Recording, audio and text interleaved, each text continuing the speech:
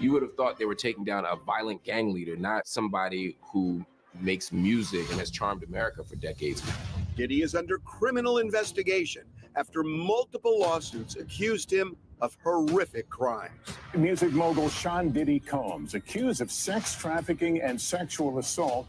Now, people who lived in Diddy's world are talking to TMZ, and what they say is revealing and disturbing.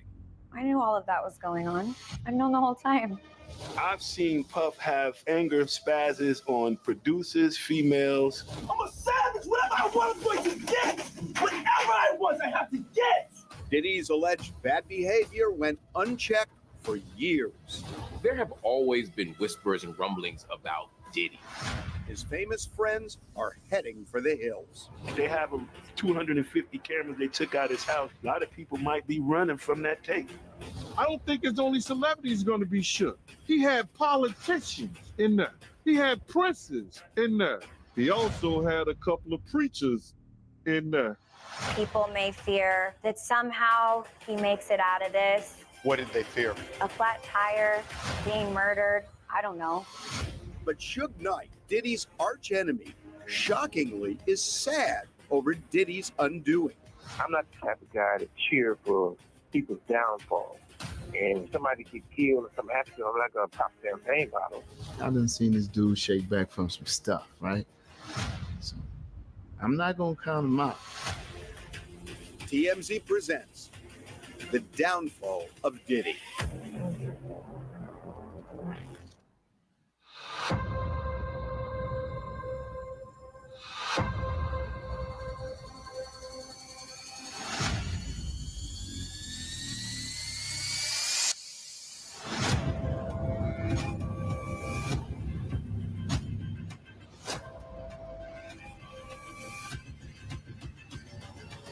I had just gotten out of the shower and walked inside of the studio, and it was such a nice day. I'm like, let me go sit outside on the bench for a little while.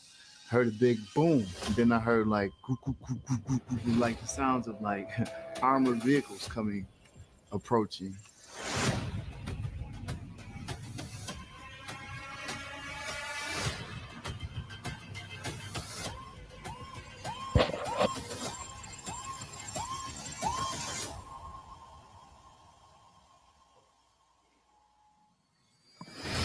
Simultaneous raids on March 25th, 2024. A massive show of force. Dozens of Homeland Security officers rolled up in armored vehicles at Sean Diddy Combs' mansions in Miami and LA. Diddy's close friend and producer, Stevie J, was at the Miami property when things got real. Guys jumped out, you know what I'm saying? Guns up and aimed. Get up, get on the fucking ground, drop your fucking phone. You know what I'm saying? I'm like, yo, I'm here by myself. You know, I didn't ask too many questions. I've seen quite a lot of things, but none with the excessive force of this right here.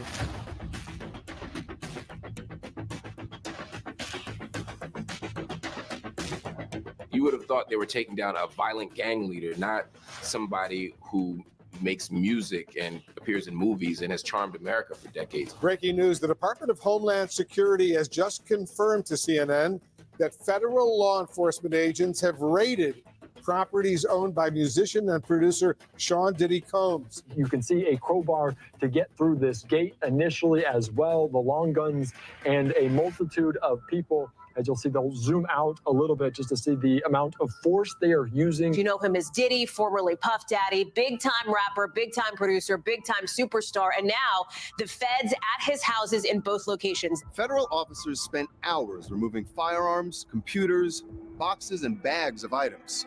Both properties left in shambles.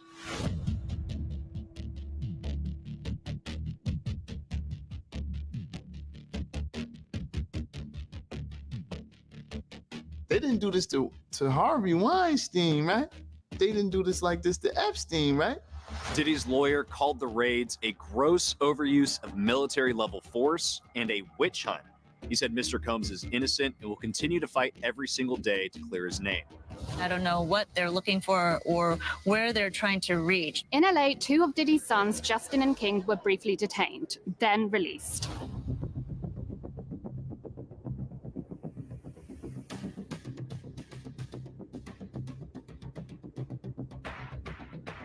A week later, Justin's mom, Misa Hilton, posted this shocking video on social media.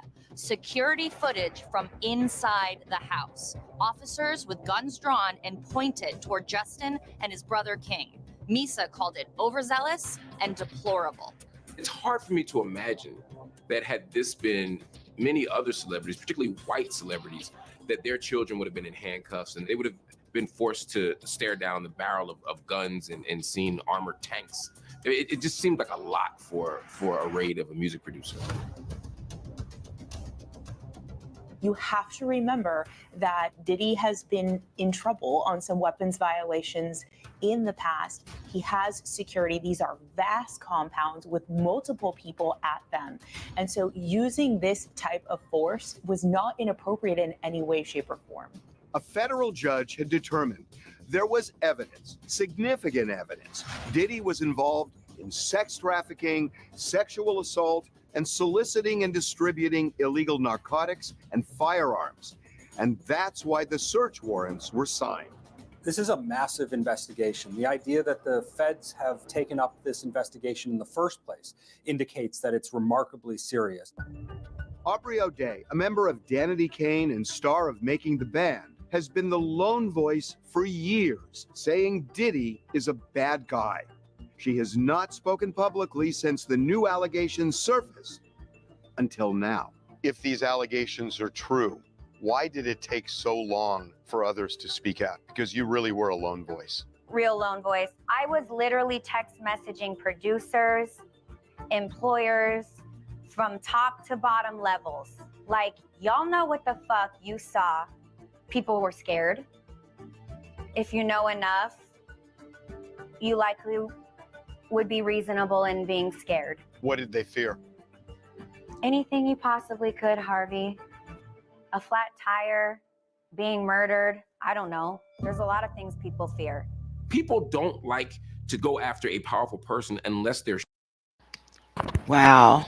So Aubrey O'Day is saying that she feared, or the other people feared, being killed.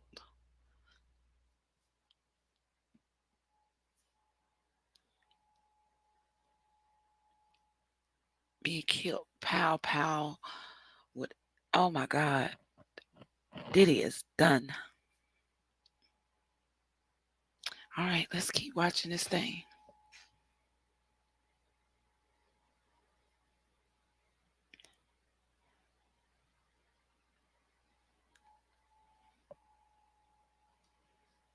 For sure they will be victorious. Because if you go after a powerful person and it doesn't work out, as Omar from The Wire said, you come for the king, you best not miss. And people don't want to miss, because if you miss, that means you're shut out of the music industry, you might be shut out of Hollywood, you might lose opportunities, and based on some of these rumors, your car might blow up in your driveway. Together, guys? In order to get the warrants, the feds got one of Diddy's ex-girlfriends, Cassie Ventura, to describe how Diddy was involved in various criminal misdeeds. Others who recently filed lawsuits against Diddy did the same. When we see, though, the Southern District of New York get involved in the way that they have, with obviously having a search warrant, which means probable cause, multi-agencies involved, it tells me that there's something that we perhaps do not know yet, whether that's cooperating witnesses or whether that's allegations that are beyond what's currently in the public domain, something that has given them the indication to launch this investigation at this broad of a scale. Based on the lawsuits and the federal search warrants that a judge signed, alleging human trafficking, firearms violations, sexual assault, all these other things, does any of that surprise you? No, I knew all of that was going on. I've known the whole time.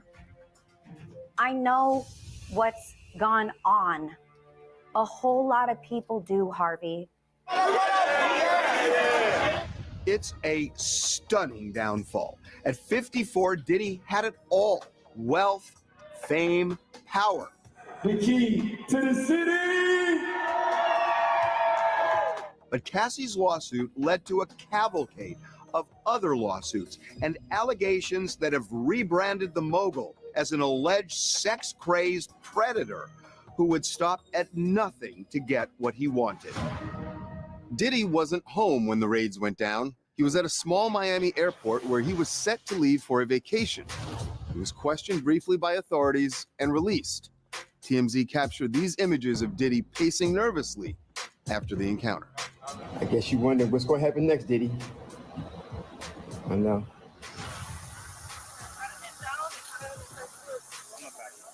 Diddy wasn't arrested that day, but a member of his entourage was. 25-year-old Brendan Paul is now charged with possession of cocaine and marijuana candy. What's up, Puff? How you doing, man? How you doing, Diddy? You doing love? Good. How y'all doing? Good, man. Here's the thing. There were rumblings about Diddy's bad behavior for years, from drugs to physical abuse to guns. But none of it derailed his success. He seemed invincible.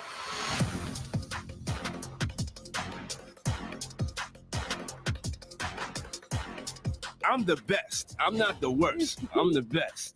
You know what I'm saying? I've had my different things and point of views and stuff like that in the past, but I'm cured now. I'm loved and everything is all right. There you go. But everything may not be all right for Diddy anymore. Once the Fed's investigation is complete, Diddy. All right. So I wonder what he meant by saying he was cured. Cured now. Cured from what, Diddy? What are you cured from? Let us know. And how did you get cured? Did TD Jakes cure you? Let us know.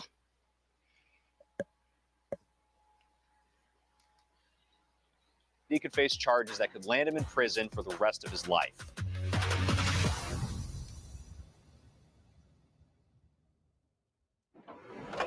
Drive Time has a big announcement. An even easier way to buy a car. You make the deal yourself. I made the deal myself. It's the Drive Time Real Deal Maker. Pump the brakes, Tim. I can't. I'm too excited. It lets you customize the real down payment and monthly payment of the car you want to buy. I make the deal myself? It's your car. You should make the deal you want. You can customize terms on literally thousands of cars in no time. The deal you make on your phone is the deal you pay. You make the deal yourself! Get the real deal at drivetime.com. Music mogul Sean Diddy Combs accused of sex trafficking and sexual assault in a lawsuit filed in federal court here in New York. Cassie describing the music mogul as a vicious, cruel, and controlling man, saying she was trapped and held down by Combs. Cassie Ventura was Diddy's on and off again girlfriend for a decade, and her allegations turned Diddy's world upside down.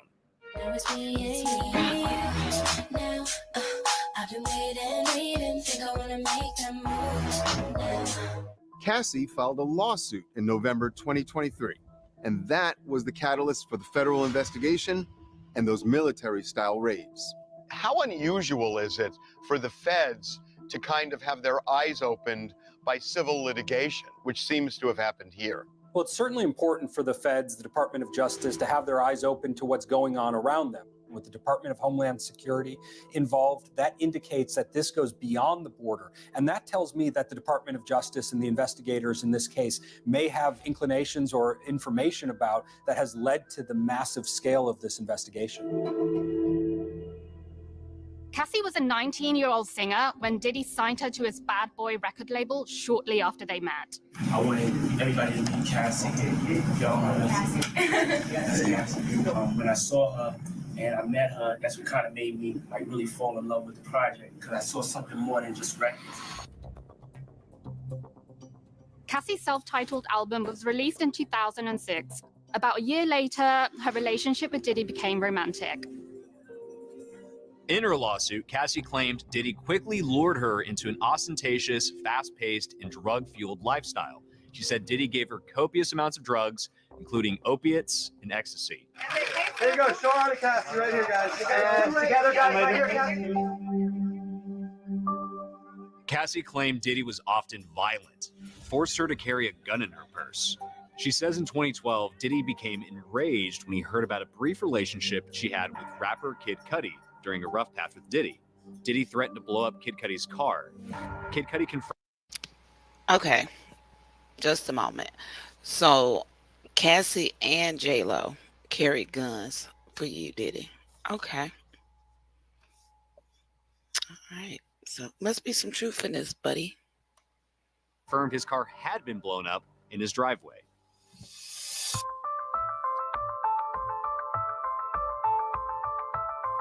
In 2015, Cassie claims a severely intoxicated Diddy dangled one of her friends off a 17th floor hotel balcony.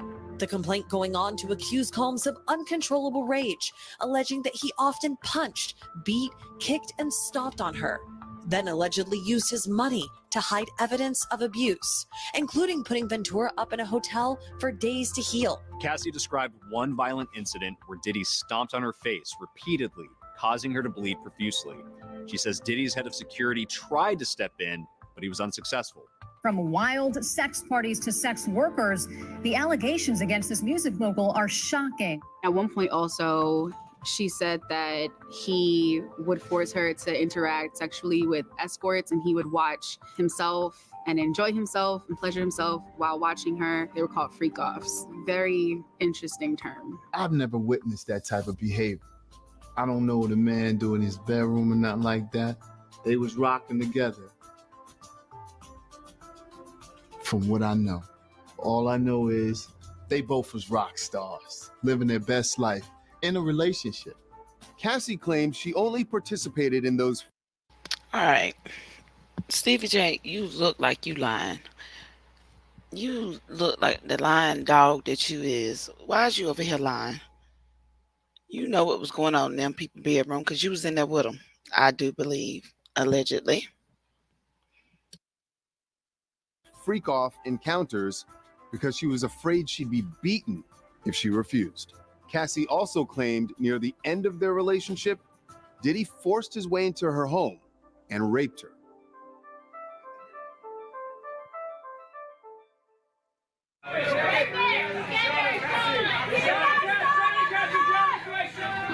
All of the Diddy controversy exploded because of the Cassie lawsuit. Once Cassie files that civil suit, now people feel like it's not rumor or innuendo anymore. You have somebody who was in a publicly known relationship with him for a very long time.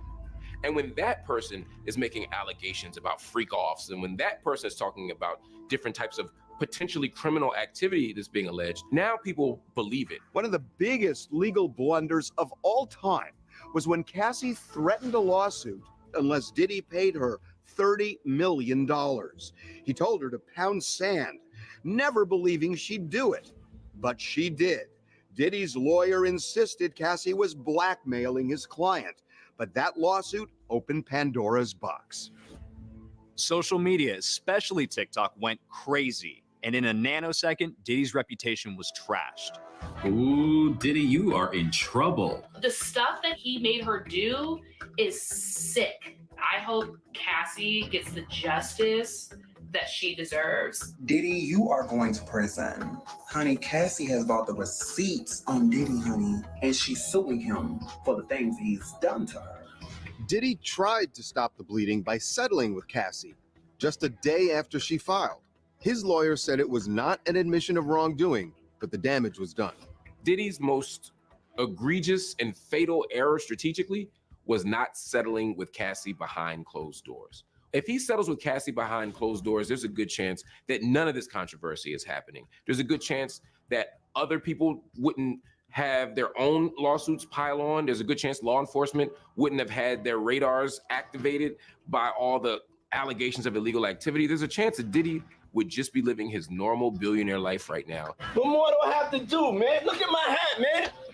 Look at my hat. Look how I show up on the Amalfi Coast, B. It looked like she put so much information out into the streets that embarrassed you that you didn't want any more of it to come out. And because of that, Diddy looks more guilty than he did had he just settled behind closed doors from the beginning. If she said that he did it, he did it. Did you read the things that he did to her? P. Diddy going to jail. Yeah, he going to jail. When the lawsuit happened, it started a domino effect, but also what was said in the lawsuit was really the part that took people by surprise because of the rape allegations, of the sex trafficking allegations, of the abuse that she went into detail about. It was very much like, oh, this is definitely the one that's going to shake the table and shake his foundation. Suddenly, it was like everyone was just coming out of the woodwork. I was sick. I was sick of you. I was sick of everything that was going on around you. I was sick of having to cover up everything that you did. When Cassie found the strength to use her voice and speak her truth, it gave other people the courage to do the same. And I think that's also just kind of how this reckoning came to be. If one person has a power and has the ability to be honest and tell their story, then it allows other people to do the same. In fact, at least 3 other women came forward and filed lawsuits. Joy Dickerson-Neal claimed Diddy drugged and sexually assaulted her 33 years ago and secretly recorded the encounter and then shared it with others. Liza Gardner claimed Diddy raped her and a friend in 1990. And another woman who refused to be named claimed Diddy and 2 other men gang raped her when she was just 17. Diddy is now facing another very serious lawsuit. And, you know, this all started with the Cassie lawsuit. And then there were 2 more accusers. An anonymous accuser, as a Jane Doe, filed it in federal court today. And her allegation goes back to 2003. It was bad for Diddy. 4 women had come forward within 3 weeks in November and December 2023.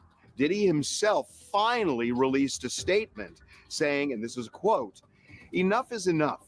For the last couple of weeks, I have sat silently and watched people try to assassinate my character, destroy my reputation and my legacy. Sickening allegations have been made against me by individuals looking for a quick payday." Diddy's response to all of these lawsuits has been, they're coming after my money. Everybody's an extortionist. That's not entirely untrue. I mean, everybody connected to him in these lawsuits has made money off of him. They've expected payment from him. But because somebody pays your bills doesn't mean that they're entitled to do harm to you. It doesn't mean that they're entitled to exploit you or abuse you or otherwise mistreat you. So yes, people might want more money from you, but it doesn't mean you're off the hook. New allegations of sexual harassment and assault against Sean Diddy Combs. On February 26, 2024, yet another lawsuit was filed against Diddy, this one from Rodney Lil Rod Jones, one of Diddy's former producers and videographers. And the allegations were even more shocking. He is alleging groping, fondling, grooming, and he goes on and on about going to a party where he says he was drugged and allegedly raped. Rodney Lil Rod Jones worked with Diddy for about a year starting in 2022. He claims he recorded hundreds of hours of video and audio of Diddy, his staff, and others engaging in serious illegal activity.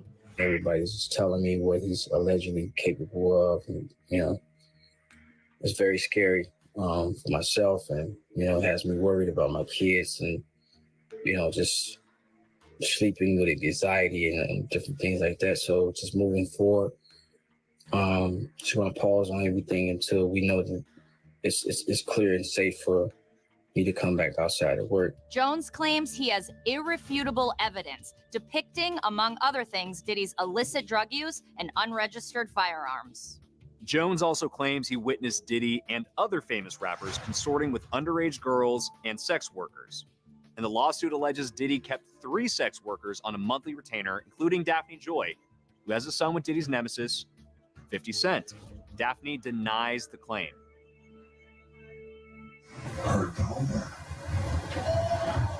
And here's the clincher. Jones alleges he was repeatedly sexually assaulted by Diddy. It's usually rare that a male will step forward and accuse someone of sexual assault and, you know, participating in freak-offs and things of that nature. When he came forward, it definitely added to the disturbing claims that Diddy was already up against. It's just now, from a male perspective, as someone who worked closely with him on his last album. What's up, Diddy? I want to tell anyone out there watching, this is not about his sexuality. That has been a big focus highlighted everywhere. I think that Puffy is not man enough to come out and simply say he's bisexual. Bisexual, black male, sex cult. Do you want to know what the judicial system cares about? crimes. They don't care if a man has sex with a man, a woman, or 18 women. And I believe in the justice system. And the justice system doesn't rate anyone's home over their sexuality. NBC is learning exclusively that the music producer accusing Diddy of sexual assault and harassment is also accusing actor Cuba Gooding Jr. Now, he's saying Gooding groped and fondled him while they were on Combs' yacht. His case got more holes than a Jamaican shirt. Lil Rod is a fraud, man. You know, he don't got no legs to stand on. This is merely an extortion attempt by him and his lawyer. That's all I can say. Diddy attorney Sean Hawley told TMZ in a statement, Lil Rod is nothing more than a liar who filed a $30 million lawsuit shamelessly looking for an undeserved payday. His reckless name-dropping about events that are pure fiction and simply did not happen is nothing more than a transparent attempt to garner headlines. In fact, TMZ has learned there are some big problems with Rodney Jones' lawsuit. For one, it was filed by an attorney named Tyrone Blackburn, who is under the microscope of a federal disciplinary committee in New York. A judge who ordered that committee to look into Blackburn's tactics said the lawyer had shown a pattern of filing, and this is a quote, cases in federal court to garner media attention, embarrass defendants with salacious allegations, and pressure defendants to settle quickly. Another big problem, Jones included in the lawsuit a screen grab he claimed was Diddy's producer and close friend Stevie J having sex with another man. But apparently, it wasn't Stevie J. The photo is definitely not myself. You know what I'm saying? This lie has been ongoing for a long time. A guy from the LGBT community, a porn star, he raised his hand. He said, that's my dirty work. That ain't my work. That's cool if dudes do that, but that's not my thing. I like to embrace a nice woman with, you know. I wasn't mad. It's just like, for the hard work I put in for these 30 years in this industry, this is what I gotta resort to. Watching this, my kids gotta see this, my mom got to see this.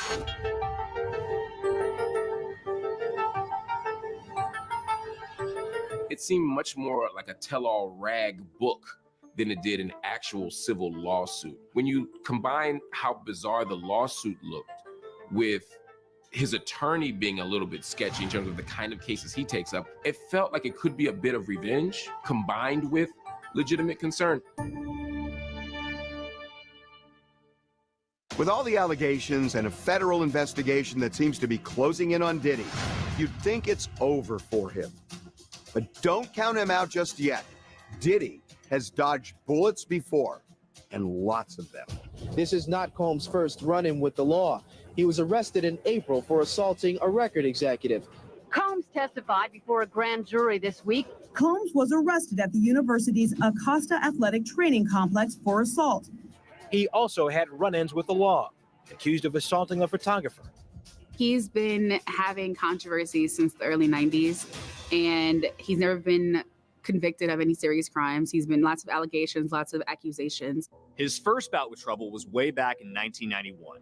Diddy co-promoted an event in New York City. The number of folks who showed up was nearly twice the capacity for the venue, resulting in a stampede that led to 9 deaths and 29 injuries. The things I deal with can no way measure up to the pain that the families deal with. And I just pray for the families, and I pray for the children that lost their lives. Diddy was at the center of a violent incident again in December 1999. And this time, one of the biggest stars on the planet would be pulled into the fray.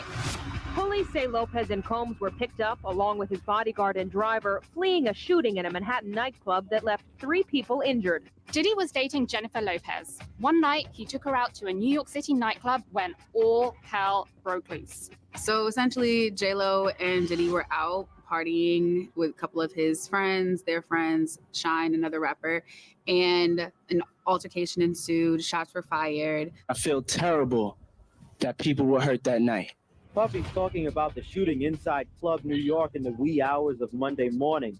3 people were shot. None of them received life-threatening injuries. Police say after the shooting, Puffy and his equally famous girlfriend, actress-singer Jennifer Lopez, fled in a Lincoln Navigator. 3 people were shot and injured. Diddy, J-Lo, and a bodyguard named Anthony Wolf Jones were later arrested, charged, and hauled into jail. Mr. Combs feels very confident. Mr. Combs is not guilty. He is focused. He wants the trial to start, and he is confident that when it's over, we'll be standing out here telling you that he's just been acquitted. Diddy was found not guilty. Shine was convicted of assault and reckless endangerment. He served 9 years in prison, but questions linger. Was it actually Diddy who pulled the trigger? And did Shine just take the fall? I literally watched them pull out the guns. I've had a clear point of view. I mean, for God's sake, I got shot in my nose. I was facing them directly. I watched everything occur and have described it, vehemently to all parties involved. I have 9 bullet fragments remaining in my face. Diddy arrested for making terrorist threats at UCLA. It involves his son. It involves a very famous football coach and an altercation that ended up with Diddy holding a kettlebell. And the question, was he trying to hit this coach with a kettlebell or was he trying to defend himself? The one thing you got to do is you have to be there for your kids 110%. So as a father, if you feel, or a mother, anybody can relate to if you feel like you have to go and straighten something out for your child. Was there a kettlebell involved? I went there to communicate. Diddy was charged with 3 counts of assault with a deadly weapon, 1 count of making terrorist threats, and 1 count of battery. But the DA wound up dropping the case. He kind of just has a way of getting out of very tough situations, and he's been doing so for decades. Rapper and songwriter Mark Curry worked with Diddy for nearly a decade and says Diddy definitely has an ugly side. I've seen Puff have anger spazzes on producers, females. I'm a savage. Whatever I want, I'm going to get. Whatever I want, I have to get. A&Rs, people who work for him. So not just the females, it's guys, producers. I seen them spaz. Curry remembers a particularly nasty incident between Diddy and the mother of 4 of his children, Kim Porter. You saw him get physical with Kim? I didn't see him get physical with Kim, but I know situations where, let's say if Kim said she fell on a boat and broke her nose, and I say that's not actually what happened. She went into it, she just got a broke nose. I think her and Puff went to home together, and then next thing you know, she had the Band-Aid on. So you already know what happened. So she didn't, she slipped and she fell. No, I don't think that, because they was just arguing real big last night. He was really mad. Kim Porter died of pneumonia in 2018, but she was just one of a long list of women who were allegedly abused by Diddy. Ex-girlfriend Gina Wynn went public with this story in 2019. He stomped on my stomach really hard, and I took the wind out of my breath. I couldn't breathe, and he kept hitting me, and I was pleading to him, can you stop? I can't breathe. And he stopped for a little bit. He grabbed my hair from the back and was punching the back of my head, because he was just avoiding my face when he was hitting me.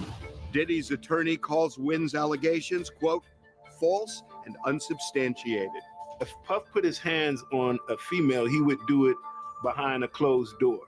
And when the door opened, you would be like, wow, somebody has on a bandage. Did you ever see anything like that, where somebody came out of a room looking injured or upset like that? Yeah. You go in the room, you walk in, you come out, not looking the way you went in. Diddy's legal team tells TMZ Mr. Curry's statements about what he thinks probably occurred between Mr. Combs and Miss Porter are pure speculation and not based on any personal observations or knowledge. More money, more problems. It's just the way it is. Hey, we're coming back to you, Billy. I know you rather see me die than see me fly. I call all the shots, rip all the spots, rock all the rocks, top all the drops. Before the latest allegations came to light, Diddy was known as one of the most powerful and successful stars in music. His rags to riches story, extraordinary. Sean Combs had a rough childhood growing up in Harlem. His mother worked with kids with special needs, his father a drug dealer. Diddy was exposed to crime and violence early on. When he was just 3 years old, his father was shot and killed while sitting in a car in New York City. But Diddy maintains his drive for success came from his dad. Even if we don't know our parents, we still have their DNA in us. We have their genes. And I have this hustler's mentality, this hustler spirit, this drive, this determination, his swag. That swag landed him an internship at a record company at age 20, and he quickly started moving up the ranks. What's up? My name is Puff Daddy. This is my new artist, the Notorious B.I.G. And we here at the Outcast Picnic, just getting our swerve all the way on. He was driven, he was passionate, he was motivated. He knew what he wanted out of the gate. We making music strictly for the streets. We appreciate your support, and it's all good. He knew that he was going to be on top. He has his struggle of an upbringing, and then he comes out and he's this ferocious beast, and he wants to just dominate the industry. Don't push us, cause we're close to the edge. We're trying not to lose our heads. He had his first #1 hit on the Billboard hip hop charts in 1997 with Can't Nobody Hold Me Down, and would go on to earn the top spot 10 more times. Take it low. You can even do it slow. You can even do it slow. Either way you wanna go. Either way you wanna go. Drop some, move some, shake your tail, fella. I take pride in being one of the, most successful producers in hip hop history. I have the most #1s as a hip hop artist. Add to that 3 Grammys, and in 2023, the MTV Video Music Awards Global Icon Award. And nobody deserves to be called an icon more than this man. Diddy, Puff Daddy, love! All I am is a man with ambition to be the best. When I failed, this gave me the vision to see. But conquering the music world wasn't enough for Diddy. He became a one-man marketing machine. This new collection is great. You're watching Revolt. Revolt. It's a revolution. Ciroc is for the culture. I feel like he always knew in the back of his mind, like his end goal was to be a mogul. All this has made Diddy very, very rich. His estimated net worth, close to $1 billion. Big ball, Diddy! Oh my God! Diddy has lived a life of extravagance. Multiple homes, planes, Black excellence. yachts, cars, and of course,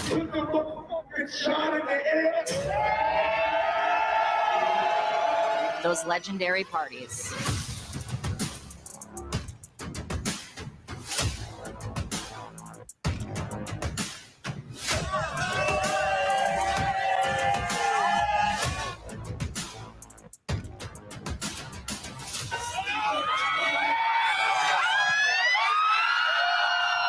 Hang out and watch him throw parties. Sure, he famously threw his white party out. He would throw a party. One point, I went to Philly, followed him all the way to Philly. He threw a party, and he said, "Yo, Playboy, this party costs $1.5 million." They're actually fun parties. A lot of famous people, star-studded. You'd be sometimes amazed by some of the people that you see there. Some of the people who attended the parties have said that there was a lot of sex during these parties, and that kind of opens the door to some of the allegations that we've been reading about. What about that? So there was a lot of sex, but it didn't happen at the party. It was after parties, not necessarily at the party. Now, what time would your party start, let's say? Like 9:30. Really? That early? Yeah. I could make that. Yeah. But I could think of you of starting a party at like midnight. Like, what time will it go till? That's a different type of party, though. Uh-huh. No, I mean the after party. No, I know about them. There have always been whispers and rumblings about Diddy.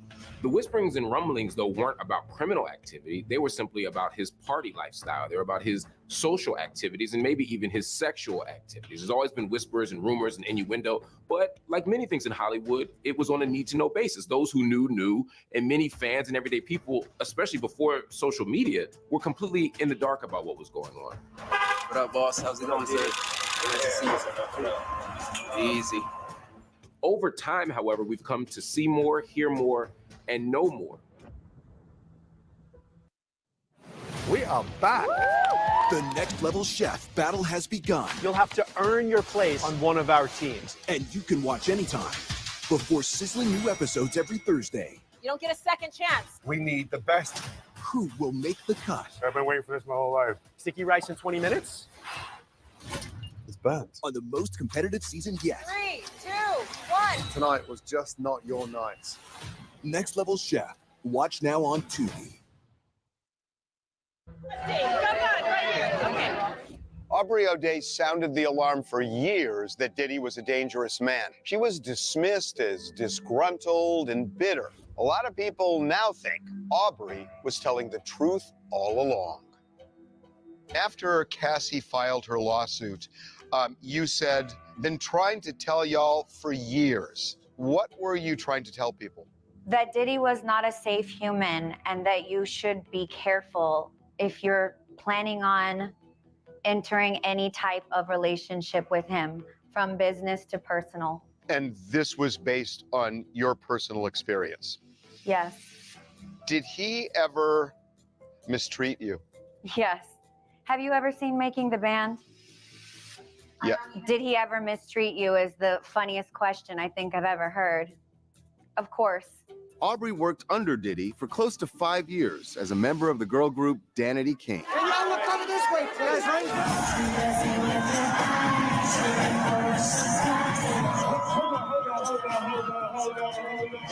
And she was famously fired from the group by Diddy on Making the Band. You want to show all your skin. You want to be naked. You're not happy. You hate me. Then why you have me here? I don't have to have you here. That's one thing that we can make clear. That's one thing we can make clear. But I don't have to have you here. I'm trying. Why do you have me here? I have you here. Check this out. You're clear on that. You understand now. I'm asking myself, why do I have you here? I'm telling you like this. I don't like her energy. I don't like her style and direction where she's going with it. I don't like what she does to the brand when she's wilding out there, being overly raunchy, promiscuous. But there's nothing else to talk about. Would you like to go with her? Because she's not going to be in Danity Kane. The mistreatment is enough to have changed the course and direction of my entire life. The mistreatment was enough for me to have to spend a good amount of time in the hands of professionals to learn what grooming is and unlearn the grooming. The treatment was so bad in some regards that I'm not ready to speak about it yet, but I will. Are you talking verbal, physical, or both? That's not a question that I'm prepared to dive into right now, but I can say this, as that seems to be a question that a lot of people love to ask. Does it matter? I've been in physically abusive situations. The verbal ones hurt me way more. The abuse was significant enough to change the course of my life. I don't work these amount of years to have you talk to me this way. I'm not meaning so to I don't want you in the group no more. Okay. All right, because I don't want to even have to have this conversation. On Making the Band alone, we experienced intimidation tactics. We experienced body shaming, beat downs. And then when we thought we were absolutely nothing, and I'm talking from sleep deprivation to bunkers, it was very like training us to be good soldiers. Do you feel that he was looking for young people who never had a frame of reference like you, where it would be easier to do whatever you say he did? I can't tell you his intentions because I don't live inside that man's brain. I never plan to, and I pray I never go anywhere close to what that is. Everything is just always about Diddy, and whatever Diddy's narrative is over there, you're being told it from every angle. And you meet a person that is an excellent groomer. What happens is they start to let you know what's wrong with you. That starts to make you question the things that you believe about yourself. Ask the question, what do you want to look like, though? Do you want to look like a playboy, playmate? Do you want to look like you? I'm done with all of that. No. Like, what do you want to look like, though? I'll tell what you. do you want to look like? You You like big hair, though. I don't like big hair. Like big hair. I You don't like big hair. You like need to stop a the lot of generalizations makeup about and me. all that. His narrative of me, promiscuous, problematic, all that rah-rah, you know, the bad, all the negatives. That's why the only offer I had after being fired on national television in front of the world as a child came from Hugh Hefner. And it was to do the cover of Playboy. I had to work very hard to get anyone to give me an opportunity. I notice you have a Danity Kane necklace on. I'm just wondering how you process Danity Kane, which in so many ways gave opportunities, but is so connected to Diddy. Does that make you sad? Can you distinguish between Diddy and your success there? Or is it all just so intertwined? Complex question. Quickest answer, if you do enough work on yourself, you can get to a place where you will be able to distinguish yourself from abusers and toxic situations. Anyone out there that has gone through that or is in that right now, please hear me. Resonate with me in this moment. You can distinguish every piece of it. You can separate them and you can pick what parts you are going to carry with you into your future. So I wear this necklace for my ladies out there. I think it's because we were surrounded by a team of men. And I don't know that any of those men ever had our best interest at hand. Last September, Diddy did something to counter some of the rumors he was a monster. I read that you are going to actually give back the publishing rights to a bunch of artists on your label, which is incredible because it's happening at a moment that actually those rights are going for a very high dollar, and many people would keep that money for themselves. Yes, us as a people have to look within and do the right thing. So it was just the right thing to do, and it's reform for the industry and reform for just us as people. Well, you're an incredible human. When TMZ ran the headline, and I have a screenshot of it because I do want to call you out. I received the publishing deal. I know what it says. I know how much money it was giving me. I'll tell you, $330. $300.30 for a full release of all claims against Diddy and many other players. Never can disparage Diddy on any social media site, on any podcast, on any format. Never have any rights to any claims again over any type of wrongdoings with your music or with any of these parties listed. Once you sign it, in fact, it said, you can never mention the existence of this contract ever again. What do you think was behind him making a move to return rights for so little at this point in time? What do you think his motivation was there? I think you would probably be making moves to keep as many people quiet as possible. When I went to look at the publishing deal, it said anything but I'm being made whole financially again.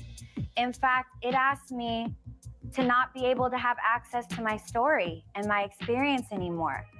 It asked me specifically to stay silent and never speak poorly about a human. So then I realized something really bad is coming because this isn't a man that was reformed. I'm just not who I am before. I'm something different. So my new name is Love. Do you know what the word love means to everybody? We live and die to find a human on this earth that will genuinely love us. The man took the most beautiful, precious, unreachable words, livable, lifetime words, and put it in his fucking name. Had his publicist send you a lie or a reformation of the truth, and everybody maybe signed it and can't talk. I don't know why no one else is coming forward and talking about this, frankly. How do you describe yourself? I'm vivacious, eccentric, and I'm a Scorpio. What's one misconception about you? There are no misconceptions about me. There's no doubt the conversations around Diddy have changed significantly since Cassie's lawsuit came out. And things that may have seemed innocent in the past are now being looked at in an entirely different way. You know, where we hanging out and what we doing, we can't really disclose, but it's definitely a 15-year-old's dream A video of Diddy with a then 15-year-old Justin Bieber surfaced. It was taken while Bieber was visiting Diddy's home, and given all the new allegations, it seemed, well, a little weird. He signed to Usher. I'm signed to Usher. I had legal guardianship of Usher when you know he did his first album. I did Usher's first album. I don't have legal guardianship of him, but for the next 48 hours, he's with me. So and we gonna go full crazy. Going crazy. Speculation as to what he saw at Diddy's home ran rampant on social media. Did P. Diddy groom a very young Justin Bieber? And people say it almost looks like Justin Bieber didn't want to be there. It looks like it was completely scripted, and P. Diddy looked completely suspicious. I think it's clear that Justin Bieber definitely looks uncomfortable. Watching it gives me personally a very weird pit in my stomach, especially watching it through the lens of all of the accusations against Diddy right now. A few days later, a second bizarre video emerged of Diddy and Justin that just added fuel to the fire. Selling out arenas and everything, starting to act different, huh? You ain't been calling me and hanging out the way we used to hang out. Well, I mean, you try to get in contact with me, through all my, partners and whatnot. But you never really got my number, so. Right, okay. My number? Then another video resurfaced and raised eyebrows. Usher talking to Howard Stern about what he saw when he moved in with Diddy when he was just 13. His manager sent him there to learn what life as a star was all about. I went there to see the lifestyle, right? And I saw it, and it was, but I don't know if I could indulge and understand what I was even looking at. Biggie Smalls was there. Biggie Smalls was there. Lil' Kim, Craig Mack. All these people are hanging around. Yeah, man. Faith Evans, Jodeci, Mary J. Blige. They didn't know nothing about this shit. Oh. I was having a good time. You know what I mean? But Usher later expressed concern about what he was exposed to when he was living with Diddy. I mean, I'm 13 years old.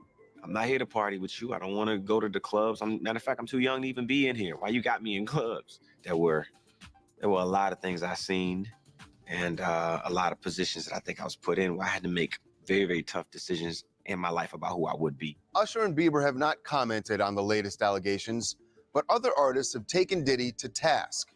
50 Cent, who's tangled with him for years, tweeted, "It's not Diddy do it, it's Diddy done." He's corny. He's Uncle Tom. That's who Curtis is. He want to see the black man go down before anybody else. You know what I'm saying? He's just sore. He's just sore because his baby mother is with Puff. Don't be sore. Don't be a hater. You know what I'm saying? Get greater. So with him, he's just a troll. Mary J. Blige, a friend of Diddy's for 30 years, posted, "Unfortunately, a lot of you all met me when I lacked boundaries and was a people pleaser. Let me reintroduce myself. I burn bridges as needed," apparently referring to her own experience with Diddy.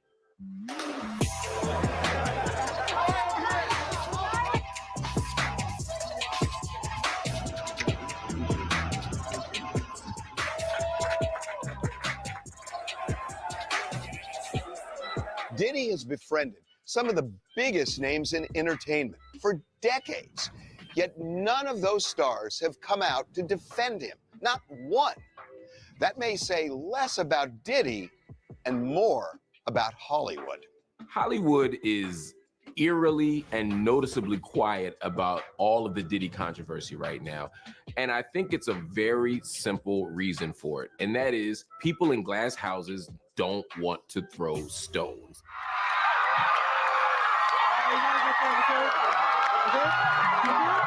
Even Ashton Kutcher, who met Diddy when they both had shows on MTV and was one of his closest friends, hasn't uttered a peep. The radio silence around this case, in my opinion, is highly unusual. Even if you look at, say, R. Kelly, who's someone who is very much maligned and should be, given what he's been convicted of, he did have supporters early on. Diddy has none. It's cricket. A lot of these cats, they don't have, first of all, they don't have a heart. Second of all, it's like, I can't be seen standing next to him while that's going on. I don't want people to look at me funny. So you got those that just won't come near it because they don't want to be affected. And that's just the way it is. there are a lot of people who are probably implicated in his events, in his activities, even if they're not criminally guilty. They just might have been at a party. They may just have been hanging out. And if he gets attached to something that is considered awful or outside the boundaries of what you're allowed to do, then no one wants to be connected to him at all. Is there another reason why other people aren't speaking out in his defense? I think a lot of people are just trying to understand what is and what's not, you know? Another reason people aren't coming to Diddy's defense, Diddy was allegedly obsessed with recording everything that went on in his homes. Everything. If they have 250 cameras they took out his house, they have a whole bunch of images or footage of things that were going on around his house. A lot of people might be running from that tape. I don't think it's only celebrities going to be shook. He had politicians in there. He had princes in there. He also had a couple of preachers in there. Diddy is a powerful person. You don't get to be a billionaire without being powerful and without being connected to powerful people. So Diddy knows politicians, entertainers, philanthropists, academics, you name it, he's connected to them. And so if we start unraveling the thread of Diddy's networks, you're going to find a lot of people. And like Jeffrey Epstein, some of them might be implicated. Do you find it a little hypocritical that there are a lot of people who are so silent now, who are so quick to canceling others when they're not involved or even remotely associated? There is an interesting contradiction that we are witnessing in real time right now. There are people who are very quick to cancel people who are very quick to say, lock them up, throw away the key. At the same time, those very same voices are saying nothing about Diddy. Now, it's not because their morals have changed. It's not because their philosophy has shifted. It's a much more simple answer to that. They're scared because they're tied up with him some way, somehow. I think there's a possibility that people may fear that somehow he makes it out of this. And if he does, he's probably taken a long list of anybody that's speaking on things. And maybe also because everybody's done things that they wouldn't want people to know. And they fear that involving themselves in a conversation like that puts them at risk. Cassie scared a whole lot of fucking men. There's people wrapping up their business nice and tight now because there are many more. And some people just aren't talking because they're afraid of retaliation from Diddy's adversaries. TMZ was scheduled to do an interview with one of Diddy's former employees for this documentary, one who was actually going to defend him. But they backed out, stating in a text, "I'm worried Diddy has many enemies. I'm afraid that if I give my thoughts on what I experienced, I may be ruled a target. I have a comfortable and cozy life, not sure if I want to disrupt it." But Diddy does have some defenders who aren't afraid to speak out. And one of them is someone you would never, ever expect.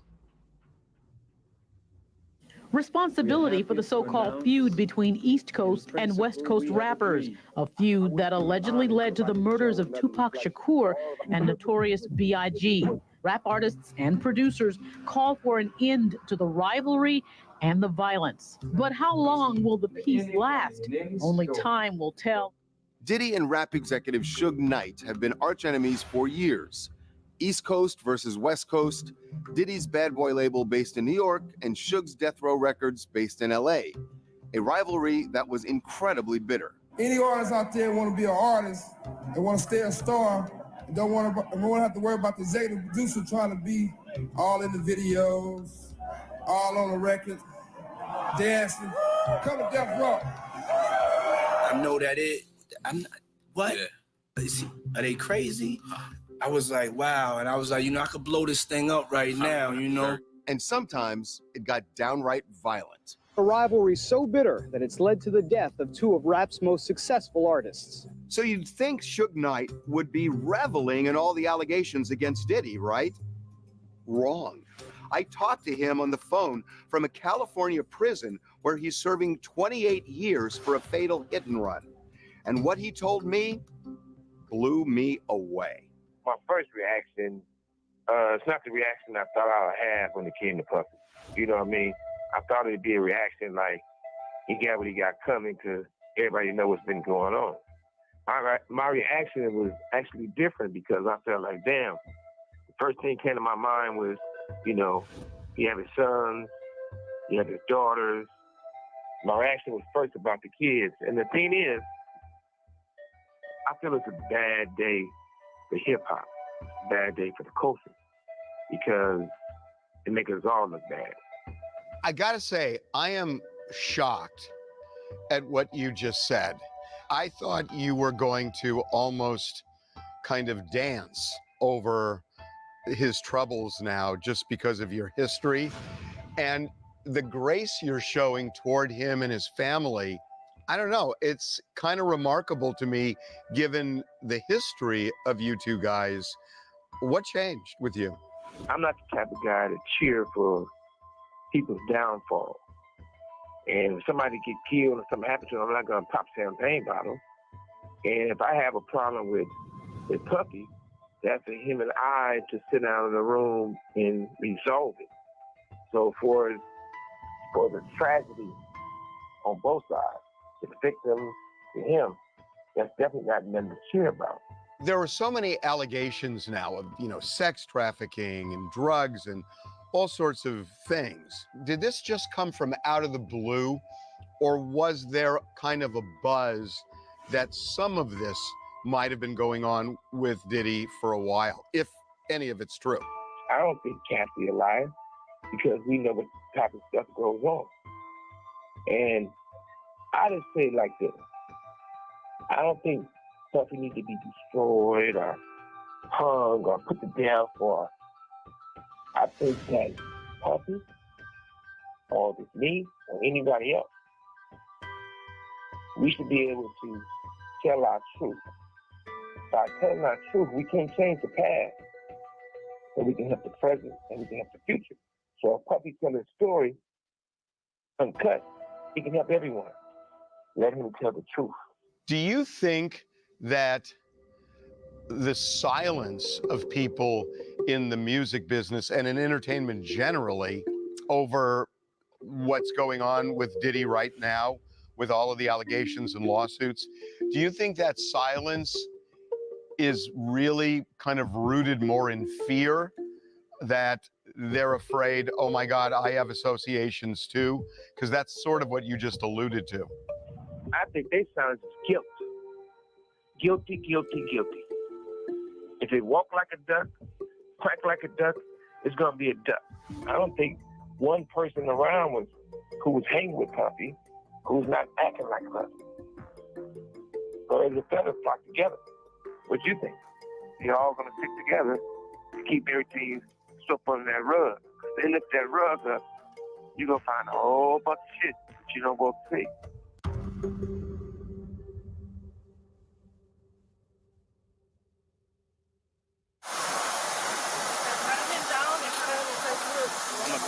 One person who could literally hold the key to Diddy's future and freedom is a young man named Brendan Paul.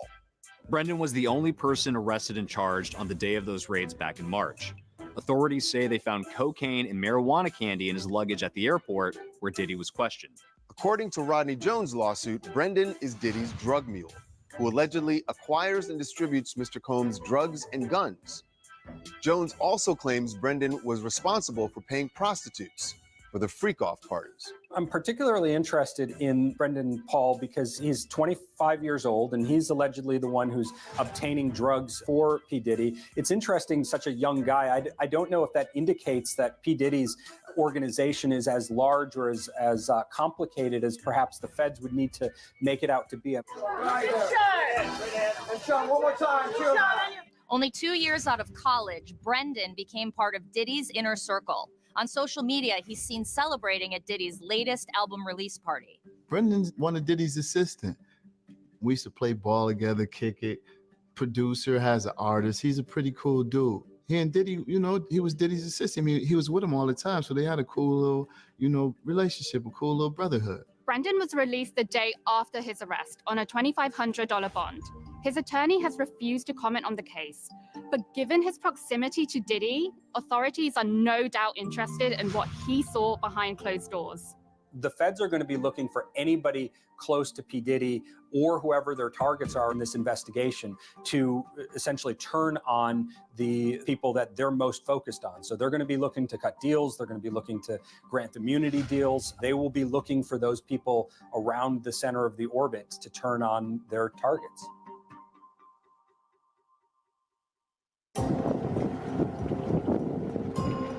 The feds have their work cut out for them, especially if they want to get Diddy on the more serious charge of sex trafficking. Sex trafficking, when looking at adults involved in a crime of that nature, the feds are required to actually prove that there's force or coercion that's involved in addition to the commercial situation that's going on. So in addition to just payment, they're going to need testimony and evidence that these individuals were actually forced or coerced to engage in these sexual acts or the ongoing sexual business that they're alleging occurred here. I have heard the stories regarding Diddy having prostitutes that willingly want to go with him across state lines. But there's a couple of things that need to be looked at in regards to that. Was there a power dynamic? Were they fearful? Was something making it so that they felt that they needed to, or else there would be consequences for not? It just takes one of them to be doing this against their will for that to be human trafficking. One thing that could help the feds, Cassie Ventura can still be compelled to testify against Diddy in federal court, even if she agreed not to talk as part of the settlement. Witnesses can be forced to cooperate. They can be subpoenaed and brought in, and that's something that the feds have the power to do. That goes beyond just the idea that perhaps he's settled lawsuits, for example, with Cassie. She can still be subpoenaed. She can still be brought in and essentially made to tell the truth. And if she doesn't, face her own consequences. In fact, as those raids at Diddy's home were going down, Cassie's lawyer posted on X, "We will always support law enforcement when it seeks to prosecute those that have violated the law. Hopefully, this is the beginning of a process that will hold Mr. Combs responsible for his depraved conduct." I think he's going to have a very difficult time getting out of this one, because you've got the magnitude of the federal government now that is coming in. And so, in my opinion, it's going to be near impossible for him to get out of. Everybody put your glasses up in the air. Let's take a toast to Sean Combs. If you would have asked me 20 years ago what Diddy's legacy was, I would have said he was one of the stewards of one of the most important and beautiful moments in hip hop. If you would have asked me 10 years ago what Diddy's legacy was going to be, I would say he was the template for the billionaire rap star. Now, in the aftermath of all these allegations, all these rumors, all these innuendos, I don't know what Diddy's legacy is going to be. It's really still an open question. Everyone who interacts with him has their own version of how they would describe him. To some people, he's a saint. To some people, he is their hero. To some people, he is a monster. I think it's just all about how people interact with him and what they've experienced and witnessed being around him. What would I want people to know about Diddy? That, you know, he's like any other man. Loves his mother, loves his children, takes care of a ton of people, gives jobs to a ton of people. Even when the scenario was going on, with all this is going on, people still call him, asking him for stuff, and he's still there for people. It's like, you know, he's a good dude. Are we all perfect? Nah, none of us. Spread love. I love y'all. Love, love, love, love. I'm a savage. Without y'all, I wouldn't be on this stage. I've been seeing this dude shake back from some stuff, right?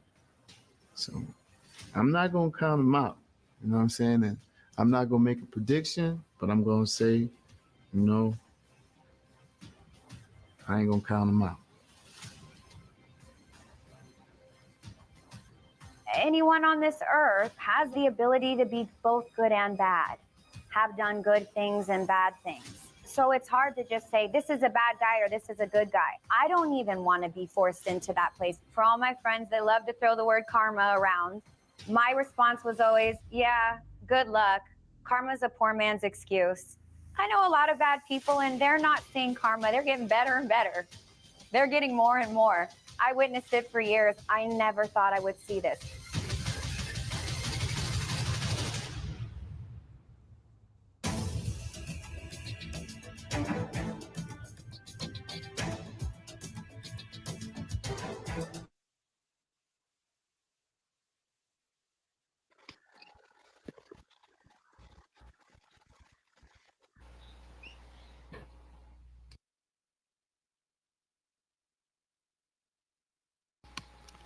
Thank you for watching Live with the Sweet. Please make sure to like, share, and subscribe. See you on the next one. Bye-bye.